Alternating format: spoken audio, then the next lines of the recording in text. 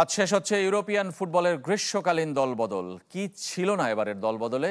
নাটকীয়তা আর অর্থের ঝনঝনানিতে সরগরম ছিল পুরোটা সময়। পছন্দের ফুটবলারকে দলে ভেড়াতে প্রায় $10.5 বিলিয়ন। অতীতের সব রেকর্ড পেছনে ফেলেছে ইউরোপের শীর্ষ ক্লাবগুলো।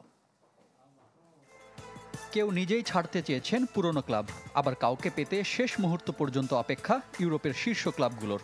নাটকীয়তা আর চমকে পূর্ণ এবারের ইউরোপিয়ান দলবদলে একচেটিয়া প্রভাব প্রিমিয়ার লিগের। গ্রীষ্মকালীন দলবদলে শেষ দিনের সবচেয়ে বড় চমকের নাম নিউক্যাসল ইউনাইটেডের সুইডিশ ফুটবলার আলেকজান্ডার ইসাক। স্বপ্নের ক্লাব লিভারপুলে যোগ দেবেন বলে প্রিমিয়ার লিগের এবারের মৌসুমে যোগ দেননি নিউক্যাসলের ট্রেনিংয়ে। নানা নাটকীয়তার পর ইংলিশ প্রিমিয়ার লিগের রেকর্ড $175 মিলিয়ন তাকে দলে ভিড়িয়েছে বর্তমান চ্যাম্পিয়ন লিভারপুল।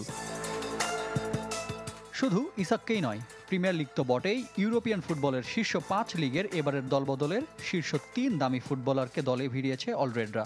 ভির্ডস একিতিকের পরের দুজনের গন্তব্য প্রিমিয়ার লিগ। নিজেদের ইতিহাসে সবচেয়ে বেশি খরচের রেকর্ড গড়েছে লিভারপুল। মেগা ট্রান্সফারে দলটি ব্যয় করেছে $609 মিলিয়ন। তবে ফুটবলার বিক্রি করে আয় করেছে $304 মিলিয়ন। আয় বাদে ব্যয়ের হিসাবে আর্সেনালের পেছনে মার্সিসাইডের দলটি। শীর্ষ 5-এর বাকি 3 দলও প্রিমিয়ার লিগের। ইউরোপের শীর্ষ 5 আসর মিলিয়ে এবারের দলবদল ছাড়িয়ে গেছে $10 বিলিয়ন ল্যান্ডমার্ক, যা আগের যে কোনো বারের চেয়ে বেশি। গত আসরে রেলিগেশন জোনে থাকা ম্যানচেস্টার ইউনাইটেড এবার নজর দিয়েছে আক্রমণ ভাগের দিকে। রিয়াল মাদ্রিদ খুঁজেছে ডিফেন্ডার। রিফাত হোসেন, চ্যানেল 24।